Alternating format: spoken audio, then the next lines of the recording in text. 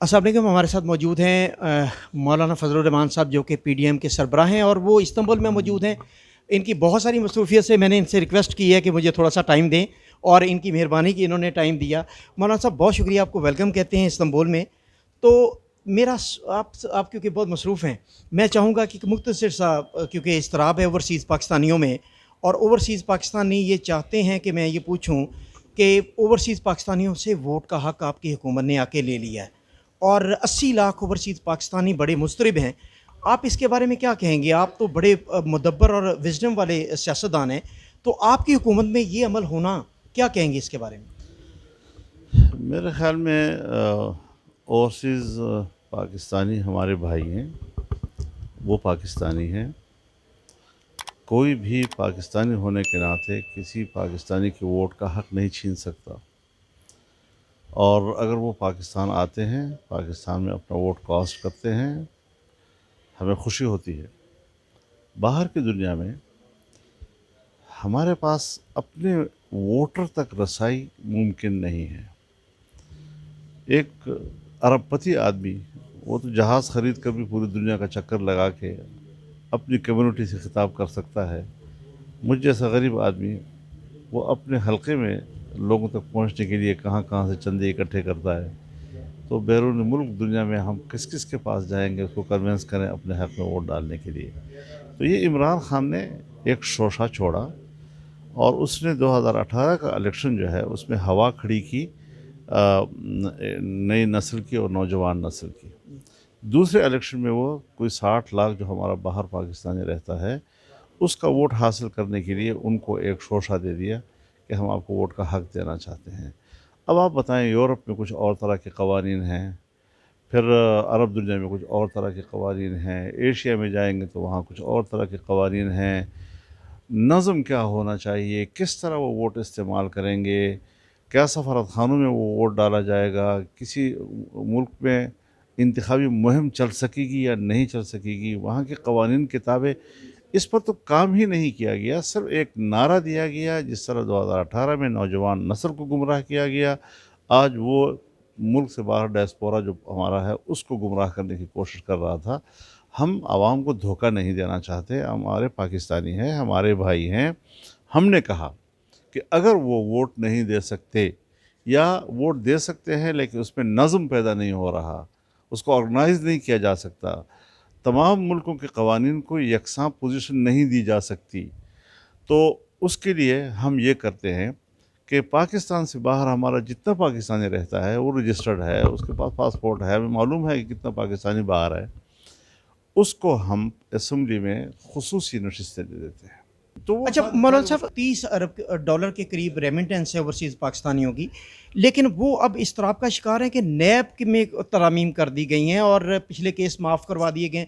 अब वो foreign remittance पर बहुत बड़ा ख़तरा नहीं पैदा हो गया पाकिस्तान को, जिसकी बुनियाद पर हम 30 अरब डॉलर की बुनियाद पर हमारी मईशत चलती थी? मेरे ख़्याल में अभी भी लोगों को एतमाद करना चाहिए। नेब ने पाकिस्तानी मईशत को मुंजमद कर दिया था। न कोई अफसर फ़ाइल को हाथ लगाने के लिए तैयार था, न कोई सरमायाकार सरमायाकारी करने को तैयार था, न कोई कारोबारी कारोबार करने के लिए तैयार था। हर आदमी इस बात से डरता था कि मैं कारोबार करूँगा तो कल नेब मुझे पकड़ेगी। क्यों? नेब के जो कवानीन हैं लोगों को समझना चाहिए। नेब के कवानीन के तहत हर पाकिस्तानी पैदाइशी मुजरिम है। जिसको चाहे हाथ डालो बग़ैर पूछे, फिर वो साबित करेगा कि मैं बेगुनाह हूँ। ये शरीयत के भी ख़िलाफ़ है, आम दुनिया के कवानीन के भी ख़िलाफ़ हैं। हम इसको मामूल के मुताबिक लाना, ताकि वो खौफ जो एक इदारे को ताकतवर बनाकर मुल्क के हर तबके में पैदा हुआ, कारोबारें रुक गई, ब्यूरोक्रेसी ने हाथ रोक दिया, दफ्तर बंद हो गए और कोई पैसा आगे चलाना, तो पैसे की गर्दिश जो है वो बढ़ोतरी करती है। आपने पैसे की गर्दिश बंद कर दी, ऐसे खौफ तारी कर दिया हर आदमी के ऊपर कि उसने पैसा अपने घर में मुंजमद कर दिया। लिहाजा पैसे को आगे लाना चाहिए। और जो नेब मुशर्रफ साहब ने बनाई थी, वो डिक्टेटर था, उसने एक आमिराना तसव्वुर के साथ एक नया महकमा बनाया और आज तक इमरान खान उसका इस्तेफ़ादा करता रहा है। ये उसका तसलसल था जिसने अपने मुखालिफों के ख़िलाफ़ इसको इस्तेमाल किया। वज़राए आज़म रहे, सदूर ममलकत रहे, मिनिस्टर्स रहे और सब जेलों में ठोस दिए गए और साबित करो कि तुम्हारा माल कहाँ से आया। भाई तुम साबित करो कि मुजरिम है। तो इसलिए आज अगर हम तब्दीली ला रहे हैं तो आपने अभी हाल ही में देखा है, 1 महीने के अंदर अंदर जितने घपले फॉरेन फंडिंग केस के हवाले से, बीआरटी के हवाले से, मालूम जबा के हवाले से, क्या क्या बिलियन ट्रीज के हवाले से जितने घपले आए हैं जिसका तस्वुर नहीं किया जा सकता। इसराइल से पैसा लिया गया, हिंदुस्तानी से पैसा लिया गया, कहाँ कहाँ से उन्होंने हमारे पाकिस्तान के दुश्मनों से पैसे लेकर पाकिस्तान में इलेक्शन में सर्व किए, और ये सारा कुछ इस मुल्क के अंदर हुआ है। तो अब अगर कवानीन हमने नरम कर दिए और वो जो मुल्क के अंदर पैसे की गर्दिश को रोकने वाला एक निज़ाम था, तो उसका ये भी फ़ायदा उठाएगा ना।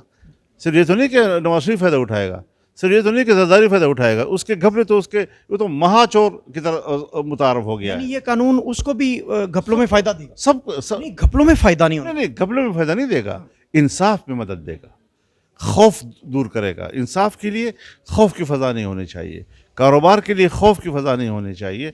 खौफ की फ़ज़ा पूरी दुनिया में मईशत को तबाह करती है।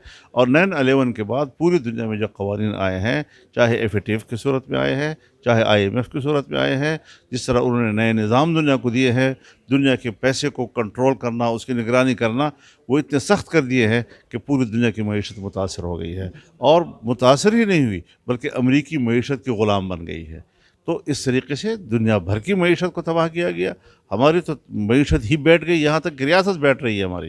लिहाजा इस चीज़ को तब्दील करना हमारे ऊपर फ़र्ज़ था कि इस तरह मुल्क चला जाता, सो हमने अल्हम्दुलिल्लाह मुल्क को बचा लिया। अच्छा मौलाना साहब, एंटी एस्टेब्लिशमेंट जो बयानिया है, इमरान खान की बड़ी मकबूलियत है और एंटी एस्टेब्लिशमेंट बयानिया जो पब्लिक में ज़्यादा बिक रहा है, तो पहले नून लीग ने भी एंटी एस्टेब्लिशमेंट बयानिया अडॉप्ट किया, बाकी पार्टियों ने भी किया, तो अब इमरान खान की मकबूलियत में एंटी एस्टेब्लिशमेंट बयानिया की वजह से क्यों इजाफा हो रहा है? नहीं, कोई इजाफा नहीं हो रहा। कुछ तो मगरबी मीडिया जो है उसको सपोर्ट कर रहा है, आप जैसे लोग सपोर्ट कर रहे हैं, बोल भी सपोर्ट कर लेता है उनको।